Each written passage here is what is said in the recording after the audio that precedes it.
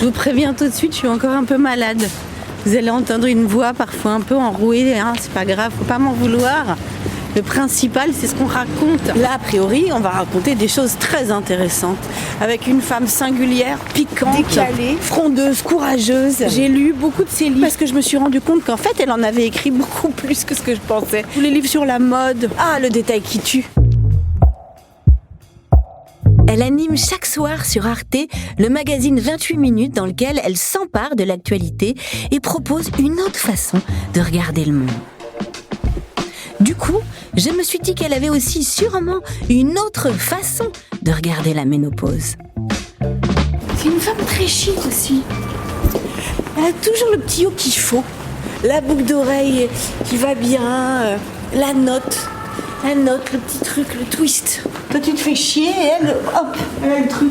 Je m'apprête donc à interviewer une des intervieweuses les plus brillantes de la sphère médiatique. Autant vous dire que j'ai un tout petit peu la pression au moment où je débarque sur le palier d'Elisabeth Quint. Je sais pas.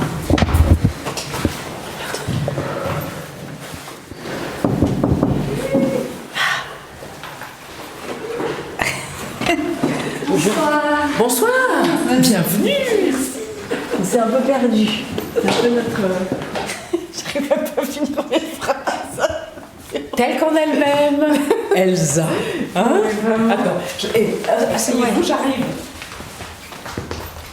Le vin est là. Oh là là. Thierry, il faut le boire. Ah, mais dis donc. Bienvenue. Ah ouais. Merci. J'adore. Attends, moi je vais me mettre là pour vous voir mieux parce que comme je vois pas très clair, j'ai besoin d'être à contre-jour. Oui, bien sûr.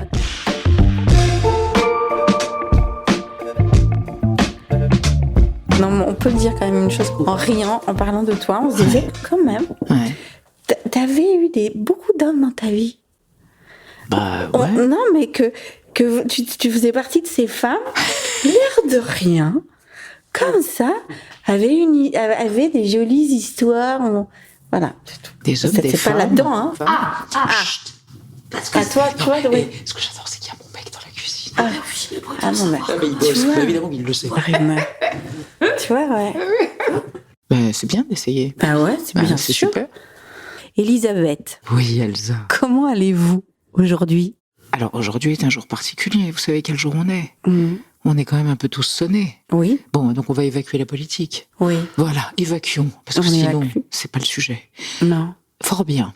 En dehors de ça, En dehors de ça, de ce séisme, bien en sûr. dehors de ce marasme, Ouais. eh bien, je vais pas si mal, ma foi. C'est marrant, j'ai l'impression que c'est compliqué de dire qu'on va bien. Il y a comme une espèce de léger infinitésimal embarras à dire que ça va. Quoi? Je travaille, j'ai la chance de travailler, j'ai 61 piges, j'ai pas trop de maladies invalidantes ou incapacitantes, j'en ai une mais je peux encore lire. Ouais. J'ai une fille qui est un peu merveilleuse, j'ai un mec qui est pas mal. Oui, ça va pas mal, quoi. Vous êtes sublime. Oh, Bon, ça, c'est moi qui le dis, mais je vous vois. Donc, c'est vrai. elle me fait des avances. Ah, pourquoi pas, d'ailleurs. Tout est possible dans la vie, Dans justement. l'existence. Dans l'existence, tout est ouvert. Et alors, c'est drôle parce que je sais que vous avez toujours quand même un petit embarras, une certaine timidité à parler de vous. Oui. Et pourtant, Oui. quand on vous a proposé ce podcast, quand Sophie, qui réalise cet épisode et qui nous enregistre là pendant qu'on parle, vous a envoyé le mail pour vous proposer ce podcast, vous avez tout de suite répondu oui, alors qu'en plus c'est un podcast sur la ménopause, Oui. donc sur l'intime intérieur et extérieur. Mais Mais c'est vous pour ça avez dit oui. Oui, c'est pour ça que j'ai dit oui. C'est vrai que j'aime pas parler de moi, et je le fais à contre-cœur, et c'est pour ça que je fais le métier que je fais, qui consiste à faire parler les autres, à la maïotique, quoi, faire accoucher les autres, rapidement ou moins rapidement. J'aime pas parler de moi, je me trouve pas très intéressante, j'ai pas beaucoup d'imagination. Mais là, il se trouve que, de par ce que je fais professionnellement, fille à poil gris, 61 ans, à l'antenne tous les soirs, dans une émission qui commence à 20h05 sur une chaîne nationale, une chaîne même franco-allemande. Waouh, 2 identités énormes. Et le thème, et vous, Elsa, mais le thème aussi, ce thème qui pose un problème aux femmes et qui ne devrait pas poser de problème aux femmes, qui leur pose le problème des mutations de leur corps et de l'invisibilisation d'elles-mêmes, qui est censée et qui peut-être ne l'accompagne pas, mais qui est censé accompagner l'état de ménopause et l'après-ménopause. Donc moi, ça m'intéressait. Je n'ai aucune idée de ce que je vais vous répondre, mais ça m'intéressait d'explorer en même temps qu'on en parle ensemble. Voilà. Et puis aussi parce que moi, je l'ai vécu de manière miraculeuse, c'est-à-dire je ne l'ai pas senti passer. Ah là là, mais quelle chance. Ben Mais ouais. c'est pas possible. Pourquoi c'est pas possible? Mais parce que c'est injuste. Ben oui, je dire. sais que c'est injuste. Je sais, j'ai même un peu honte de le dire. Mais oui. Et en parlant avec des copines avec qui je bosse, là, je leur disais que je faisais ça avec vous, des copines au bureau et ailleurs, qui me disaient, moi, je suis sous traitement, c'est épouvantable, j'ai des bouffées de chaleur. Et puis, je me souviens de plein d'amis qui sont passés par ça. Et moi, la ménopause, c'est bien avant l'âge que j'ai 61 ans. Ouais. Ça arrive 10 ans avant, 10, 8, 7 ans avant, quoi. Je l'ai traversé pour une raison qui est liée à l'injustice biologique de nous autres, hormonale et biologique. Je l'ai traversé sans le moindre symptôme. Ça a même été, à un moment donné, a posteriori, en parlant avec ma gynécologue. Étonnant. Oui, je lui ai même dit, est-ce qu'il y a un dysfonctionnement chez moi? Alors je lui ai dit, il n'y en a pas puisque j'ai plus mes règles, je suis libérée, alléluia. Bon, déjà, moi, je ne me suis pas reproduite, donc c'était une libération bien en amont de ça. Ouais. Mais là, c'était terminal, plus de règles, génial. Mais je me dis, est-ce que ça veut dire que j'ai un truc qui ne fonctionne pas? Ce bien-être de la ménopause sans symptômes m'inquiétait, ce qui est quand même paradoxal, quoi. Bien Elle sûr. m'a dit non, vous avez de la chance. Mais est-ce que vous vous souvenez le jour où, par exemple, alors même si vous n'avez pas de symptômes, le jour où vous vous êtes dit, ah bah là, j'ai plus mes règles, ça y est. Oui, parce que ça s'est dissipé en l'espace de quelques mois. Ça n'a pas été un mois des règles normales, et puis tout d'un coup le mois d'après. Oui, enfin c'était, ça partait, ça revenait. Enfin il y avait un truc comme ça un peu intermittent. Ça a dû durer 5-6 mois, mais c'était juste circonscrit à ça, aux règles. Ça s'accompagnait pas de tout le reste, voilà, de tout le reste du corps qui dysfonctionne. Et encore une fois, je faisais des bonds de joie intérieurement. C'est peut-être con, c'est peut-être une négation de ce que c'est que l'état féminin, la féminité, l'être femme. J'en sais rien, je m'en fous. Moi, je l'ai vécu comme ça. Je l'ai vécu comme un micro fardeau en moins. Plus de règles. Bon débarras, quoi. Ouais. Et ça veut pas dire qu'il y a plus d'ovaires. Ça veut juste dire plus de règles. Ça va comme ça, quoi. On n'a plus en train de se dire, putain, il y a une tache, il y a un truc, la barbe. Ou, bon, je peux pas baiser ce soir-là. Enfin, bon, voilà. Ouais. Voilà. Ouais. Liberté. Oui, il n'y a même pas eu de problème. Tout d'un coup, je me dis, mais non, je peux même pas vous dire, est-ce que vous avez eu des problèmes sur la sexualité? Ben non, parce que parfois même... Pas lié à ça. Non, mais non. Alors qu'il y en a, évidemment, j'imagine. Je voudrais revenir sur une petite chose que vous venez de dire. C'est vrai, vous ne vous êtes pas reproduite. Oui. D'ailleurs, vous en avez parlé récemment. Vous en avez parlé récemment, vous en avez parlé dans un premier livre. Aujourd'hui, quand les règles se sont arrêtées, ou aujourd'hui, a posteriori, vous le regrettez pas du tout? Les règles? Non, pas les règles, de ne pas s'être reproduite. Jamais de la vie. Non. Encore moins, de moins en moins. Moins que jamais, ou plus que jamais, j'en suis heureuse. D'abord parce que j'ai adopté un enfant. Une merveille. Et que je l'aime. Et je crois qu'elle m'aime. Soyons humbles. Et surtout parce que, alors, je vais dire quelque chose qui est... Ça va m'être reproché. Peu importe, je m'en fous. On vit dans un monde qui est bourrelé, qui est miné par l'éco-anxiété. Et moi, c'est pas une devise, mais vraiment, je le pense et je le dis comme je le pense. Il me semble qu'il vaut mieux planter des arbres que faire des enfants. Alors, on peut faire un enfant et demi, éventuellement, si on peut pas s'en empêcher. Si l'amour doit déboucher sur cette espèce de reproduction, bon. Mais je préfère planter des arbres que faire des gosses. Et j'ai toujours été comme ça. Ça a toujours été, un point de vue très fort, très enraciné, engrammé à l'intérieur de mon corps. Voilà. Donc, je ne le regrette pas une seconde. Et s'il y avait pu, si j'avais été, étourdie, eh bien, la fin des règles a réglé la question. Voilà. Et c'est fou de n'avoir ressenti aucun symptôme. Mais j'ai même envie de vous dire, Elsa, c'est quoi les symptômes? Je sais ce que c'est. Je peux vous dire parce que je les ai tous. C'est le dérèglement hormonal, c'est l'immense fatigue, c'est les bouffées de chaleur, c'est les suées, c'est ça, c'est tout ça. Un brouillard cognitif. C'est-à-dire ce que j'ai, par exemple, en ce moment, genre quand tous les mots se mélangent. Ah, alors quand je perds mes mots, je suis peut-être quand même dans du symptôme ménopause. Peut-être. C'est peut-être ça. Enfin, à mon âge, à mon grand âge. Vous perdez vos mots. Je serais très étonnée. Vous devez vite les retrouver, vos mots. Ouais. Est-ce que c'est un bien? Est-ce que c'est un moins? Je ne sais pas. Mais en tout cas, voilà, telle est ma situation physique et physiologique. Et alors, ce qui est drôle, c'est que pourtant, quand on vous a envoyé le mail pour participer à cette émission, vous avez répondu parlons des vioques et des femmes qui assument avec inconscience, fausse candeur et tentative de panache leur âge. Qu'est-ce que vous vouliez dire par là? Enfin, vous savez bien, quoi. Dès que vous avez des cheveux blancs et dès que vous passez un cap, à la fois visible et invisible, et a fortiori quand vous avez le sentiment d'avoir, quoique votre âge, dans les artères et dans la mémoire et dans le vécu, mais vous avez quand même l'impression d'avoir plusieurs âges, c'est-à-dire d'avoir à la fois 19 ans et demi et peut-être 200 ans et votre âge d'état civil, mais vous vous dites, à travers tous ces âges qui se contredisent et qui jouent, qui créent du jeu entre eux, j'ai quand même les cheveux blancs et je me rends quand même compte que je ne suis plus une femme qu'on regarde. Ou en tout cas, plus une femme qu'on regarde de la même manière. C'est étrange.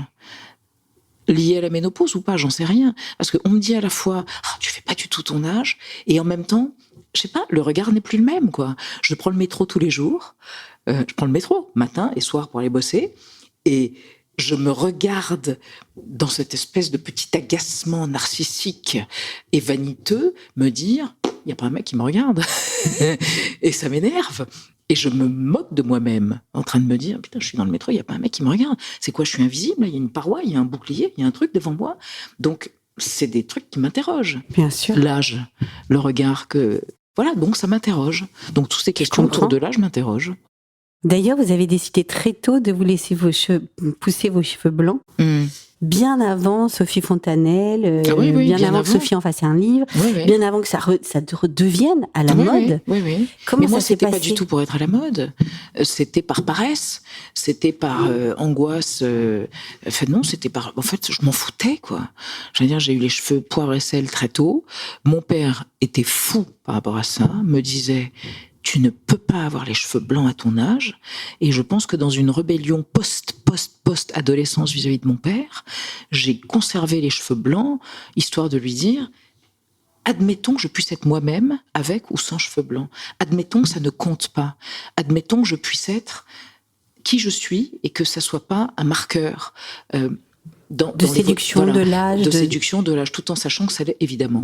Donc ça a été un espèce de défi à lui imposé, et à moi-même, dans un retour de boomerang, et j'ai décidé de ne me jamais teindre les cheveux, aussi pour éviter de me foutre des produits chimiques dans la gueule à cause de la maladie ophtalmique qui est la mienne. J'ai un double glaucome, je veux éviter au maximum la chimie, les trucs qui pourraient aggraver, bon bref.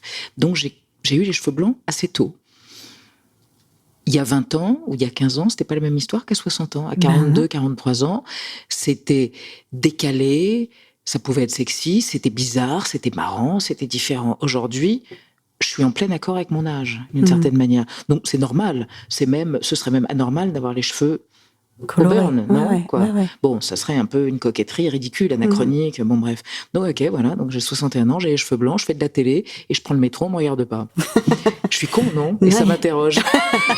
Ouais, il y a quand même un truc qui va pas. Il y a un truc qui va pas. Non. Il y a un truc qui va pas. J'admets, c'est pathétique. Mais non, c'est pas pathétique. Et en même temps, ça me fait rire. Ah ouais. Mais c'est pas du tout pathétique. Parce que la séduction est ailleurs.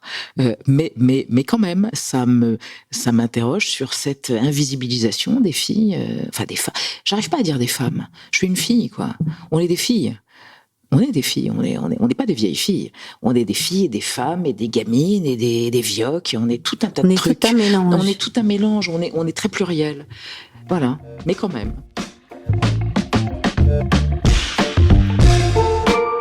Non, puis c'est formidable. Votre journal, il est quand même à votre image, singulier, tant décalé, rock'n'roll, oui, en même temps sérieux, cultivé, puis passionnant, et puis sérieux. Oui, très sérieux. Factuel, enfin c'est du vrai journalisme. C'est sérieux, mais c'est aussi extrêmement pédagogique, je trouve. Et alors pourquoi? J'avais quand même une question que je me posais. Justement, c'est du service public. Pourquoi vous n'avez jamais abordé encore jusqu'à maintenant le thème de la ménopause? C'est extraordinaire, Elsa. On le fait lundi prochain. On le fait lundi prochain parce qu'il y a un documentaire sur ménopause et andropause qui est diffusé sur Arte. Ouais. Et on reçoit très beau documentaire. Élise Thibault, On en parle donc, dans quelques jours. Ok. Voilà, il était temps. Ceci dit, on a déjà évoqué avec des invités, soit qui venaient témoigner, soit qui venaient en parler à travers des essais ou des livres. On a déjà fait ça dans l'émission qui a 12 ans et demi, on a déjà parlé de la ménopause et de l'âge. Déjà. Mais là, strictement, c'est dans 2 jours. 3 jours. Bravo. Ouais. Parce que les chiffres sont quand même extrêmement alarmants. C'est-à-dire? Au moment où on se parle là, on a 500 000 femmes qui sont sûrement ménopausées, qui ne le savent pas, par exemple.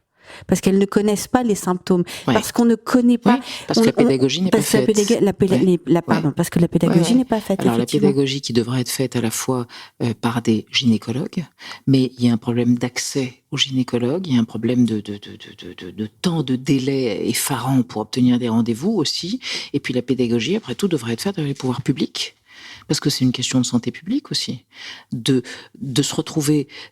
Encore une fois, c'est pas mon cas, mais je suis capable de mettre à la place de quelqu'un qui ne peut... Non, mais je m'imagine, j'ai les symptômes, je fais une émission, par exemple, j'ai des bouffées de chaleur et je peux plus travailler. C'est-à-dire, je me retrouve en arrêt de travail parce que je ne peux plus travailler. J'ai des brouillards cognitifs, comme vous l'évoquez. Effectivement, c'est incapacitant sur le plan professionnel. Donc, c'est un problème de santé publique. Et la pédagogie devrait être faite, effectivement, à l'échelle d'une volonté politique qui dépend d'un ministère et qui décide que toutes ces femmes doivent être alertées sur ces symptômes. C'est vrai, ça devrait et ça ne l'est pas. Bien sûr, il y a des femmes d'ailleurs qui refusent des postes, des hauts postes, parce qu'elles se sentent, parce qu'elles pensent qu'elles ne peuvent pas accepter parce qu'elles ne se sentent pas bien, et qu'elles se pensent en dépression, mais elles ne le sont pas. Oui, ou parce qu'elles pensent qu'elles ne pourront pas traverser de façon optimale cette période qui peut durer 1 mois, 2 mois, 3 mois, 6 mois, 2 ans, 3 ans. Et le problème, c'est l'inconnu. Plus. Et le problème, c'est que je suppose, c'est vous alors pour le coup, qui allez me le confirmer, c'est moi qui vous interviewe, il est impossible de se projeter dans l'échéance, l'issue. Vous savez pas dans combien de temps ce sera terminé. On ne sait pas. Ben voilà, c'est ça. Ça dépend des femmes. Donc en fait, vous êtes dans une inconnue totale. Oui. Et j'imagine que l'image que vous avez de votre propre corps, qui devient tout d'un coup une espèce d'énigme incalculable, indéchiffrable, même si vous pouvez le paramétrer intellectuellement, vous savez pas ce qui va se passer demain ou après-demain, ça fait de votre corps un étranger, quoi. Donc un truc qui devient bizarre. Non, j'ai la chance de pas avoir vécu ça. Vous, votre corps n'a jamais été un étranger? Ben si, c'est Proust qui disait, quand il y a une maladie, tout d'un coup, il y a cet étranger à l'intérieur du corps, cette présence étrangère. Si, moi, la maladie ophtalmique que j'ai, le glaucome, le double glaucome, fait que quelque chose se passe dont j'ignore pourquoi ça m'est arrivé. Enfin si, je sais, c'est héréditaire, mais qui est un mystère. Comment ça va évoluer? Jusqu'où ça va évoluer? Est-ce que je vais perdre cet œil gauche qui est en bien mauvais état? Et après, est-ce que je vais perdre l'autre, le droit? Donc il y a ce mystère et il y a cette espèce de présence étrangère à l'intérieur de mon corps qui est la maladie. Bien sûr. Est-ce que vous pouvez nous expliquer ce que c'est exactement le glaucome? Le glaucome, c'est une maladie qui touche le nerf optique. Elle n'est pas réparable, mais qui aboutit, dans le pire des cas, à la cécité. Je crois que c'est la 2e cause de cécité dans le monde, le glaucome. Donc, quand on vit dans un pays riche, comme nous, on va chez l'ophtalmo. Quand c'est pris à temps, ce qui a été pas tout à fait, mais à peu près mon cas, on vous soigne, on peut éventuellement vous opérer. Moi, ça a été trop tard pour pouvoir opérer chirurgicalement, mais on peut essayer de ralentir. Sinon, les gens qui ont des glaucomes détectés dans des pays sans état-providence comme le nôtre, je veux dire, en général, ils se retrouvent aveugles à 30 ans ou 40 ans ou 70 ans. Voilà. J'ai été très étonnée par les chiffres d'ailleurs sur cette maladie parce que c'est considérable. Et c'est marrant ce que vous dites parce que on va pas faire de rapprochement inconsidéré entre la ménopause et le glaucome, mais vous parliez de 500 000 femmes qui sont ménopausées, qui ne le savent pas.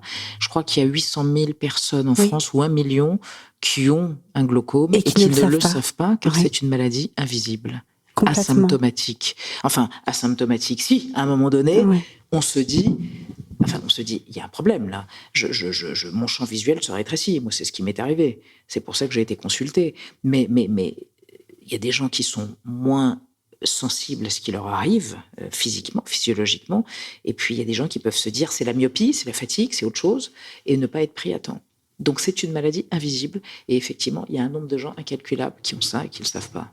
Et qui ne savent pas que leur père ou leur mère ou leur aïeul l'avait, puisque c'est héréditaire.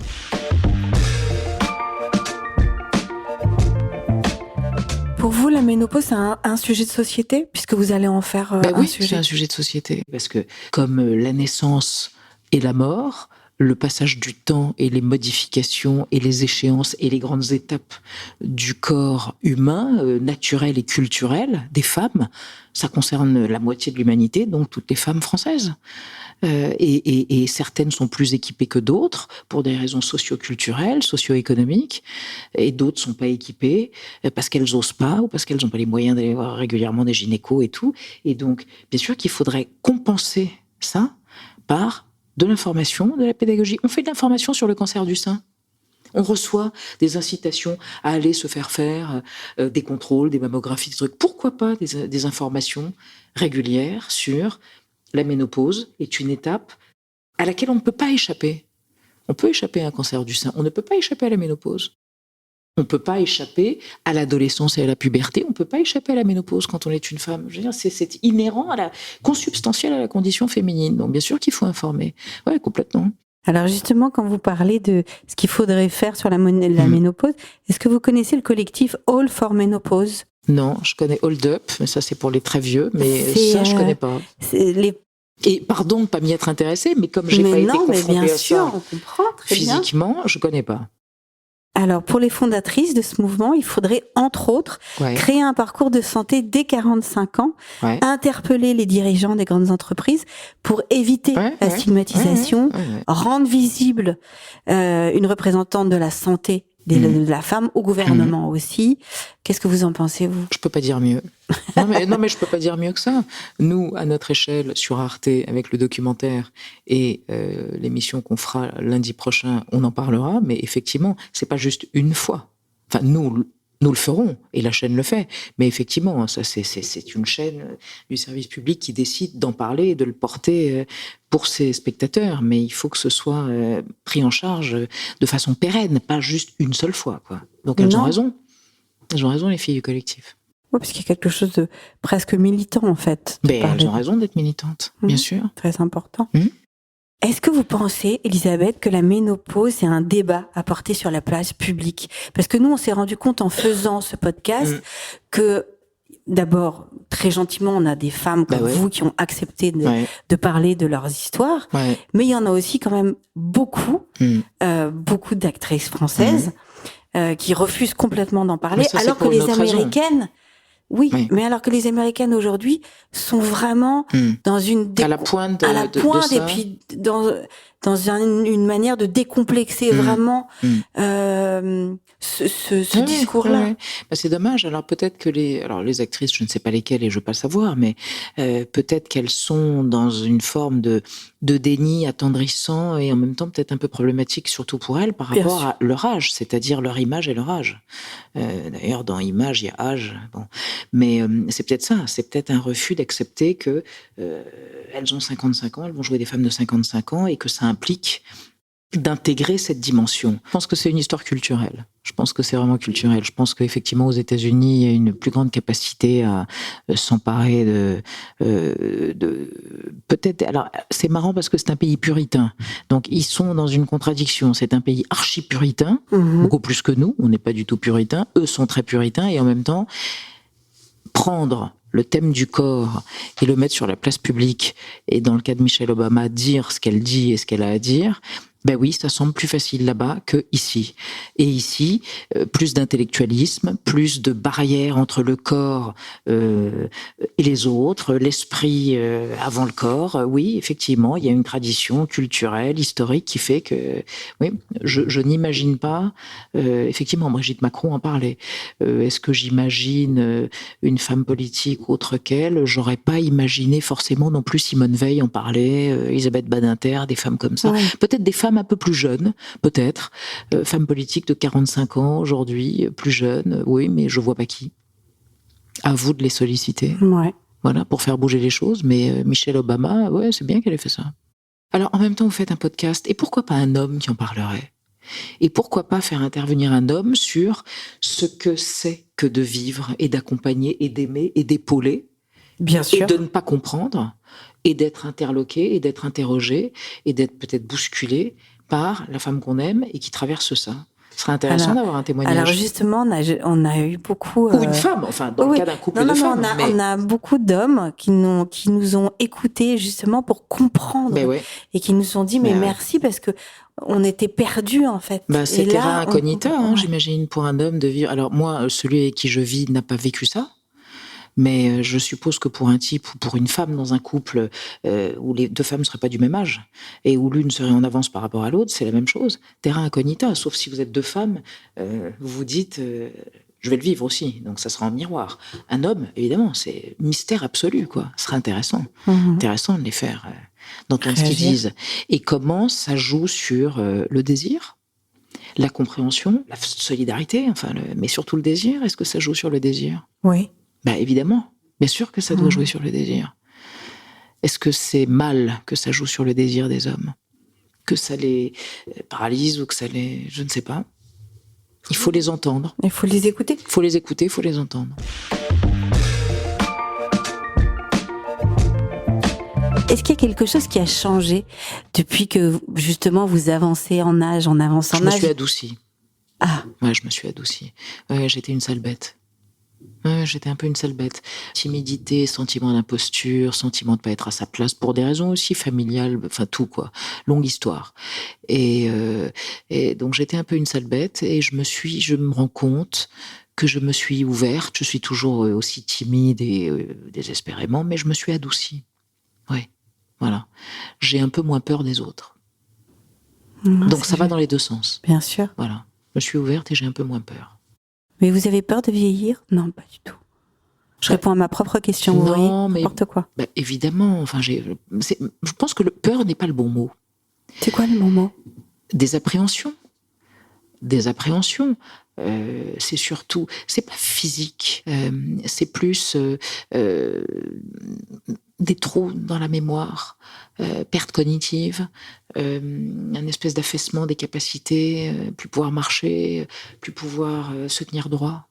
Voilà, c'est cette appréhension-là. Mais peur, ça veut rien dire, peur de vieillir. Honnêtement.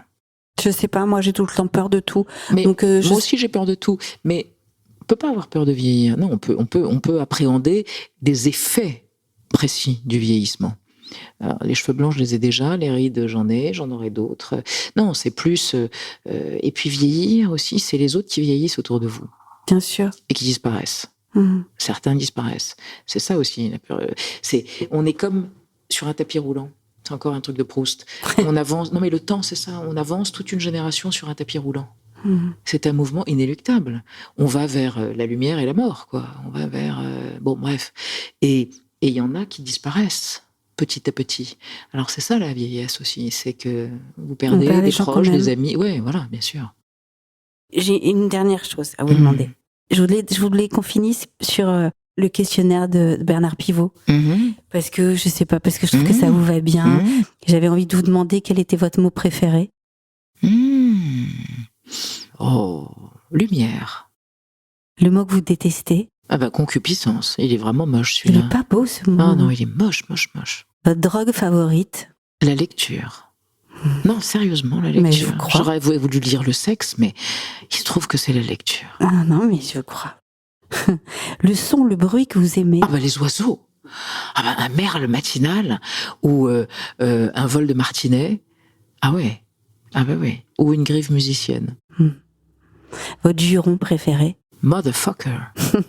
Vous le dites, vous êtes jolie quand vous le dites, dites donc, c'est sexy. C'est sexy quand vous parlez en anglais, Elisabeth Quint. Homme ou femme pour illustrer un nouveau billet de banque?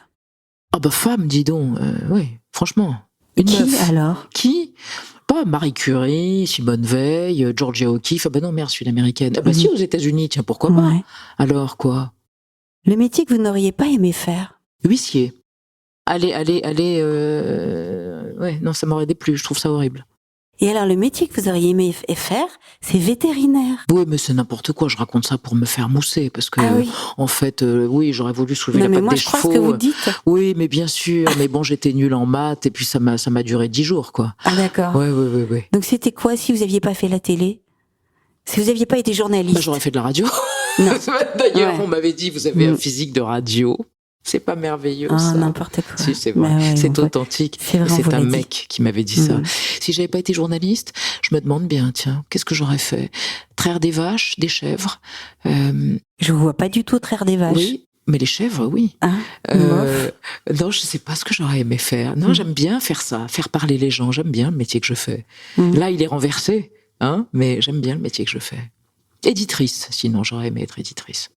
Si Dieu existe, qu'aimeriez-vous, après votre mort, l'entendre vous dire? À l'entendre me dire, Dieu me tripote. Non, ça c'était Philippe Tesson qui disait souvent ça. Ouais. Dieu me tripote. Qu'est-ce que j'aimerais l'entendre me dire? Dis donc, ça fait 105 ans que je t'attends. Alors ça va. Et qu'est-ce que vous aimeriez bien dire aux femmes, justement, qui nous écoutent, et aux hommes qui nous écoutent? Écoutez-les. Écoutez-vous. Pas vous dire aimez-vous les uns les autres, mais soyez à l'écoute. Humblement, fraternellement. Écoutez, ne jugez pas. Taisez-vous, écoutez les femmes. Voilà. Vous les écoutez, les femmes? Autant que faire se peut, oui, de plus en plus. Oui, de plus en plus. Moi, j'avais du mal avec les femmes quand j'étais très ado, très jeune. Sentiment de mon insuffisance, donc rivalité mal digérée. Enfin voilà, c'était compliqué. J'avais plus d'amis mecs que femmes. Et plus ça va, c'est bien. Ça va. Ouais, vous avez l'air très heureuse, très épanouie. Je ne sais pas. J'y travaille. Merci beaucoup, Merci, Elisabeth, de Elsa. nous avoir reçus chez vous. Merci, C'est très beau Elsa. chez vous, d'ailleurs. C'est gentil, Elsa. Quand je pense que surtout quand je pense que tu n'as aucun symptôme, tu me dis. Il y a Parfait. tout. Elisabeth Quint fait donc partie des 20% de chanceuses qui traversent la ménopause sans le moindre symptôme. Rien, que dalle, ketchi, nada. Mais même dans ces cas-là, le corps change et il faut en tenir compte. Elisabeth, elle marche. Et c'est une des meilleures activités qu'on puisse offrir à son corps toute sa vie. Mais encore plus à partir de 50 ans. Parce qu'au final, on se torture beaucoup avec le sport. Mais à partir d'un certain âge, on devrait plutôt penser mouvement. Céline Roy est une ancienne danseuse passionnée par le corps. Elle met ses connaissances principalement au service des femmes de plus de 45 ans en proposant sa méthode. En cette fin de saison, j'ai pensé que sa parole méritait d'être entendue. Vous allez vite comprendre pourquoi. Le corps, en fait, notamment de la femme, évolue. On n'a pas les mêmes besoins quand on a 45 ans, 50 ans, que lorsqu'on a 25 ou 30 ans au niveau du mouvement. Et ce qui peut être très, très bon pour le corps quand on a 25, 30 ans, finalement, se retrouve inefficace quand on a 45, 50 ans. Et on se demande un peu pourquoi. Et ce qui se passe, en fait, quand on a 45 ans, c'est qu'on a on a pas mal de choses qui est modifiée par le bouleversement hormonal et entre autres la hausse du cortisol qui fait qu'on a souvent, parfois, pas toutes les femmes heureusement, mais on a parfois des hausses de cortisol qui sont chroniques, donc on va avoir un stress chronique et qui, eh bien, quand on va avoir une activité physique par exemple intense, va nous mettre finalement beaucoup trop de stress sur du stress et va être complètement néfaste pour nous. Et donc, on va pas pouvoir contrôler notre poids, on va vraiment avoir des soucis. Donc, j'ai mis vraiment en place cette méthode en faisant ce constat, d'essayer déjà d'enlever le stress, de faire lâcher le mental, d'avoir vraiment une sensation, donc avec des exercices de respiration, une sensation donc de lâcher prise, de détendre, notamment par la sensorialité, j'appelle ça la pleine présence, pour faire descendre les niveaux de cortisol, descendre aussi l'inflammation qui est très très importante dans le corps à nos âges, à 45-50 ans, pour aller vers un travail finalement musculaire plus profond avec des résultats meilleurs. Alors Céline, dans les grandes lignes, en quoi consiste votre méthode et quel est son but ? Alors, c'est une méthode de renforcement musculaire, mais qui a donc la particularité de travailler en en préalable donc la diminution du stress, donc avec des exercices de respiration, parce qu'en vieillissant, en fait, on va déclencher des inflammations. L'articulation petit à petit perd son musculaire, elle est moins soutenue, et puis on perd de la mobilité. Voilà, et on commence à se raidir petit à petit. Ça, c'est vraiment un signe de notre premier vieillissement. Et puis ensuite, une fois qu'on est immobile, les douleurs et les pathologies arrivent. L'inflammation s'installe. Donc ça, c'est valable pour le bassin, mais c'est aussi valable pour les femmes dans les douleurs d'épaule. À 50 ans, j'ai beaucoup d'élèves en fait qui ont des capsulites, tendinites au niveau des épaules parce que la masse musculaire chez la femme diminue fortement à partir de 45-50 ans. La fonte commence à 30 ans, mais elle est vraiment très importante à 45 et 50 ans. La masse musculaire fondant, l'épaule n'est plus soutenue, l'inflammation donc est là, et donc en fait, on va commencer à déclencher des pathologies. Il faut savoir qu'en fait, pour vraiment avoir des résultats, c'est le renforcement musculaire contre résistance qui sera efficace. C'est-à-dire que c'est pas parce que vous allez donc avoir fait de la course à pied, d'avoir fait même de la danse, d'avoir fait des choses comme ça, que vous allez avoir des résultats. Il faut vraiment, à un moment donné, être spécifique sur le renforcement musculaire contre résistance pour garder sa masse musculaire, ne perdre un minimum, et ensuite donc conserver votre mobilité. Et pour les personnes, je dirais que la chose la plus importante, c'est de faire des petits rituels. Ok, mais qu'est-ce que vous entendez exactement par petits rituels? Quels sont les vôtres, par exemple? Moi, j'ai des rituels dans ma journée, dans mon lit. Donc, je commence par la respiration. Ensuite, je prends le temps de poser mes pieds au sol pour engager les muscles de posture. Sous nos pieds, nous avons des récepteurs. Il faut être pieds nus et appuyer ses pieds au sol pour engager les muscles de posture, c'est-à-dire les muscles de la colonne vertébrale qui vont l'aider à se redresser et à se positionner. Voilà, ça c'est très important. Marcher pieds nus le plus souvent possible. Voilà, essayez d'avoir ça. Ce petit rituel du matin, ça prend 1 seconde. Ensuite, j'ai un petit rituel dans la salle de bain où je vais faire quelques petits mouvements, petits relevés dans la salle de bain pendant que je me brosse les dents. J'essaie que tout soit pratique et facile à faire dans mon quotidien. Voilà, j'ai des petits rituels aussi quand je suis dans la cuisine, quand je prépare à manger. En fait, je vais tirer un petit peu sur mon dos, c'est-à-dire que quand je suis devant ma gazinière, je pose les mains sur mon plan de travail et je monte sur relevé. Voilà, je vais appuyer sur les mains, c'est le moment en fait où je travaille le dos, et puis je vais faire des penchés latéraux. Je sais pas si vous voyez ce que c'est, mais je vais tirer ma colonne vertébrale un peu comme un mouvement de danse en appuyant sur mon plan de travail à droite et à gauche. Je fais quelques torsions. Voilà. Un autre petit rituel le soir. Dans le lit, je fais des torsions aussi. Alors attendez, qu'appelez-vous des torsions et que faites-vous comme mouvement exactement? Alors, dans le lit, on va s'allonger sur le dos, on va replier les jambes à peu près à 90 degrés, et puis on va venir croiser, par exemple, la cheville droite par-dessus le genou gauche. D'accord ? On ouvre les bras sur le côté et on va créer une torsion en laissant descendre les jambes. Le corps reste en face et les jambes descendent sur le côté gauche. Une torsion dans le corps, c'est quand les volumes du corps, quand le bassin, la cage thoracique et la tête sont en opposition. Vous voyez, le bassin part d'un côté et la cage, elle reste. La cage thoracique et la tête restent en place. Donc là, on aura une torsion au niveau de la taille. Et c'est très important parce que la torsion au niveau de la taille, l'essorage des fascias au niveau de la taille va également permettre de muscler profondément le ventre. Donc, avec tout ce travail de mobilité, on va également gagner en musculaire et ensuite en esthétique même. Ça dure des minutes, mais petite minute par petite minute, ce sont des miettes de temps qu'on gagne. Et puis finalement, ça change le quotidien parce que votre corps, ce qu'il a besoin, c'est de bouger dans tous les sens en conscience. Voilà, dans la pratique physique, c'est vraiment important. Ensuite, ça n'empêche pas évidemment de se caler des vraies pauses, des vrais cours un peu plus longs, 45 minutes, 1 heure, voilà, d'aller marcher dans la nature. Mais ça déjà, si on arrive à glisser ça dans son quotidien, c'est facile. Et encore une fois, j'insiste beaucoup, c'est accessible à toutes. Donc là, si je vous entends bien, Céline, la ménopause, quelque part, il faut l'anticiper. Je pense vraiment que la périménopause, c'est une étape comme un athlète va se préparer à sa compétition sportive. Je pense qu'en effet, il faut le préparer. On sait que ça arrive dans le corps. On ne sait pas comment on va réagir parce qu'encore une fois, il y a 20% des femmes qui passent cette étape sans symptômes, 80% qui ont quand même des symptômes plus ou moins forts. Mais moi, j'encourage vraiment à travailler au préalable. Déjà parce qu'il faut il faut de la sensorialité, il faut créer des chemins neuronaux, donc il faut un petit peu de temps. Donc plus on va commencer tôt à cette sensibilité, plus on sera performante. Moi, je pense, sur mon corps, je pense que c'est le moment d'opter pour un bien vieillir. Et je parle pas d'esthétique, je parle pas de rides ou de choses comme ça.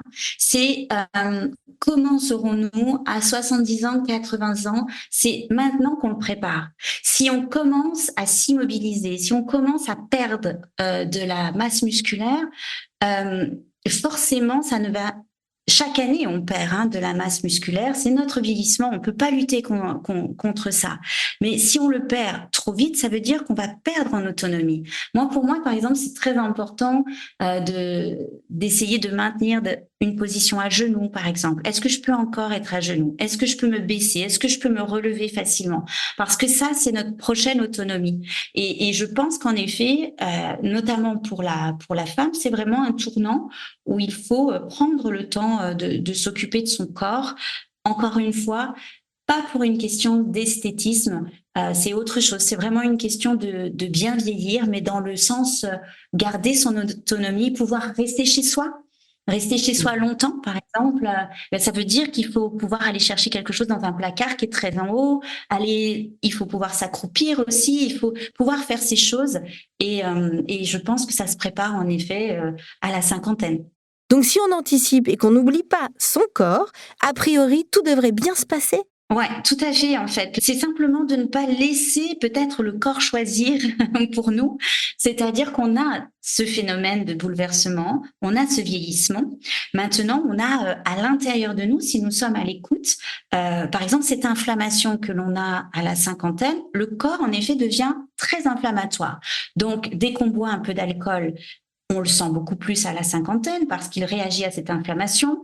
Dès qu'on force un petit peu trop sur un muscle, sur une articulation, on peut le sentir. Mais il faut savoir, par exemple, que la respiration est un remède, c'est un médicament, c'est un vrai anti-inflammatoire dans le corps. Donc, quand on sait ça et quand on a conscience de sa respiration, quand on travaille la cohérence cardiaque, la respiration, on peut contrebalancer ce phénomène inflammatoire qu'on a dû au bouleversement hormonal, qui ne durera pas tout le temps. C'est vraiment qu'une traversée. On traverse cette périménopause et ménopause et ensuite, il y a une accalmie. Merci Céline. Est-ce qu'il y a autre chose que vous aimeriez ajouter ? Peut-être aussi ce dont on n'a pas parlé, je trouve que ce qui est important, c'est la joie, qui est un pilier de la santé aussi, et le plaisir. Et avant tout, je pense que peut-être que la femme à 45-50 ans est inquiète. Moi, mes élèves, je les vois souvent inquiètes. Parfois, cette étape peut faire peur, en effet, parce que notre corps nous échappe. Et il y a quand même un bon moyen de retrouver conscience de son corps, c'est de retrouver de la joie et du plaisir dans tout ce que l'on fait. Et prendre du temps, en effet, pour soi, ça va faire partie de cette joie, je pense.